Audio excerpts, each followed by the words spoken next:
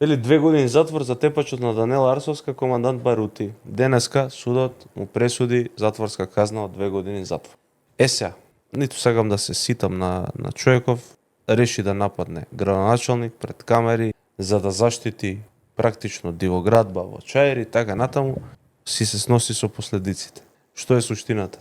Овој текст, оваа објава, оваа пресуда е доказ дека Панче Тошковски и Христијан Мицковски ја лажеа во очи целата македонска јавност. Тврдењето на Панче Тошковски беше да не испадне дека после некој друг прв нападнал и некој друг предизвикал конфликт, инцидент.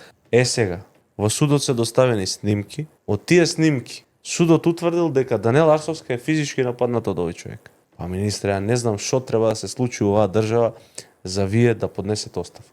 Ова е потврда дека физички беше нападната жена која што ви пријавуваше закани со месеци од страна на меѓу другите и ова лице лично. И вие дури после овој чин и обезбедите полициско обезбедување. Стварно не знам како ќе излезете утре пред новинарите, пред камерите, пред македонската јавност и ќе зборите за било што и како тоа ќе го свати некој како релевантно. Истото важи и за премиерот Христијан Мицковски.